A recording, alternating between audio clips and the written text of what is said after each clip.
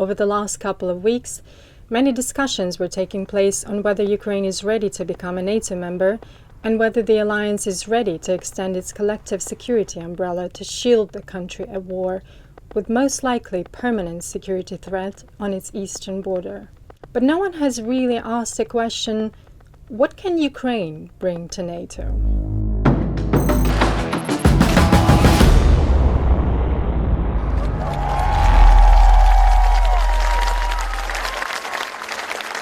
Україна зробить НАТО сильніше. Ukraine has often been called the beacon of democracy in Europe, the unifying force that gave NATO a new meaning.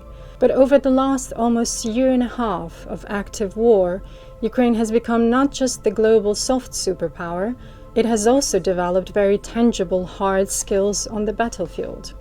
Facing off against Russia, the second best army in the world, Ukraine quickly showed it was, in reality, the second best army in Ukraine. And then Yevgeny Prigozhin showed that it was actually the second best army in Russia.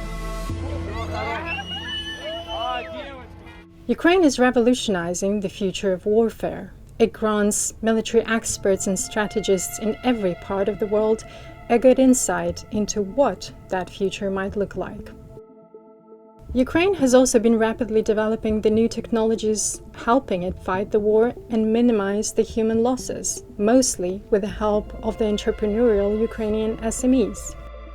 Brave One, Ukrainian defense tech cluster, has united a number of companies, startups, investors, and volunteers to develop the latest and most effective defense technologies that could be quickly and easily deployed on Ukraine's battlefield.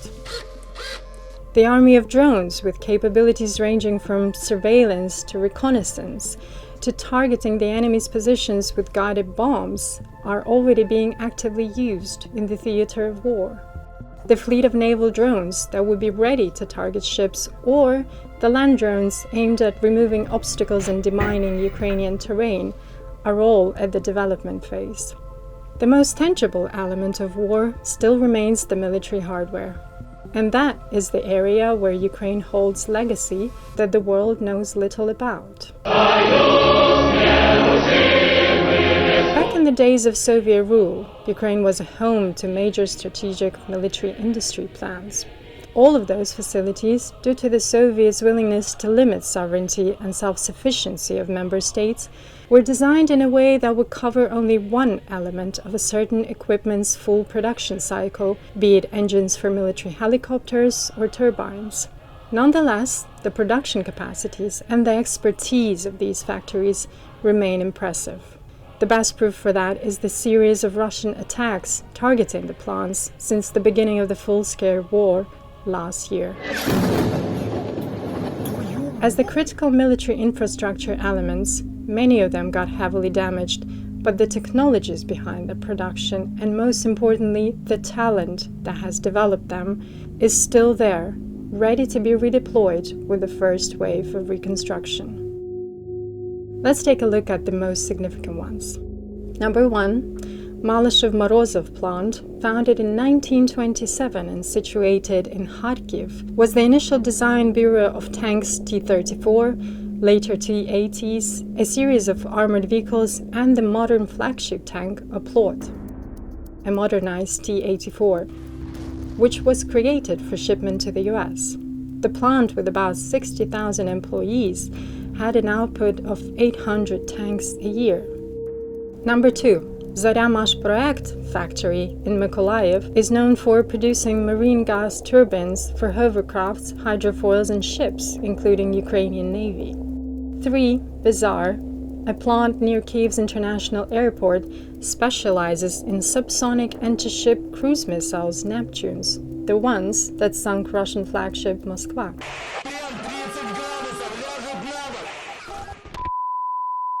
Number 4, Pivdenmash, an aerospace manufacturer situated in Dnipro, produces spacecraft, launch vehicles, landing gears, and ballistic missiles. Number 5, Luch Design Bureau, founded in 1965 and situated in Kyiv, is responsible for one of the most prominent Ukrainian multiple rocket launcher systems, Vilha, as well as anti-tank guided missiles and air-launched precision weapons. And number 6, Motor Sich, an aircraft engine manufacturer headquartered in Zaporizhzhia, aside from a physical strike on its facilities in May 2022, suffered another hit from the Russians. Alongside with supplying engines to Turkish Bayraktar drones, the plant also produced rotary wing engines that powered Russian military helicopters. After the 2014 invasion, Motor Sich severed its ties with Russia, and in 2021, President Zelensky signed a decree to nationalize the plant as a strategic Ukrainian asset. In order to rebuild, reform, and regroup the existing capabilities, Ukraine went on the reforming path of Ukroboronprom, a government-run conglomerate designed to coordinate and manage the military industry of Ukraine. The company has a complex history and a series of alleged corruption scandals dating back to 2016, when its director Ihor Hladkovsky, and coincidentally a son of former President Poroshenko's longtime friend and business partner, was accused of embezzlement and smuggling in Ukraine's defense production industry, and later charged with such in 2019. Ihor has not pled guilty and contests the charges. His trial is currently ongoing in Ukraine. Poroshenko was himself charged with state treason in 2021, an allegation which, for his part, he has denied. His trial remains ongoing. At the end of June, Ukroboronprom has been reconstituted into a joint stock company and renamed into Ukrainian Defense Industry. It has also been moved from the Ministry of Defense and under the Ministry of Strategic Industries jurisdiction, and got a new director with one sole premise: to boost Ukrainian military hardware and ammunition production. That has already seen good signaling from the West, as 3 companies have announced their plans to launch their capacities in Ukraine. The largest German weapons manufacturer, Rheinmetall, is set to open an armored vehicle plant in Ukraine within the next 3 months. British BAE Systems, after an initial decision to open their offices in Kyiv in October, are now working on setting up a base to produce and repair artillery and tanks.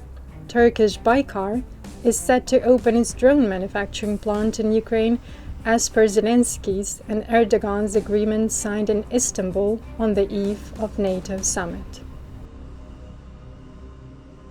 NATO has shown reluctance to accept Ukraine, and a timeframe has not been set, neither for an invitation nor for membership into the bloc. In response, President Zelensky said it was unprecedented and absurd that Ukraine didn't have more detail on when it could become a NATO member.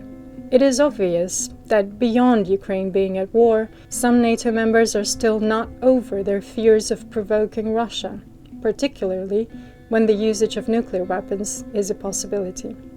If all the lessons from the war are added to Ukraine's existing military and industrial capacity, once Russia has been ejected from the country, it may not be up to Kyiv to keep pushing for NATO membership.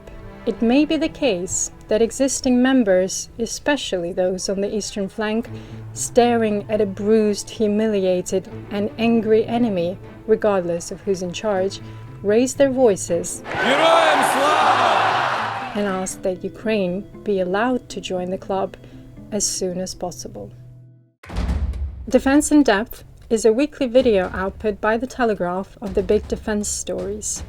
For the next 2 weeks, Defense in Depth will be on a break with no episodes until August. If you'd like a daily fix of content about the war in Ukraine, I'd suggest Ukraine the Latest, the Telegraph's podcast. For more defense stories, we've left links in the description below. And if you have a topic you would like us to cover, let us know in the comments.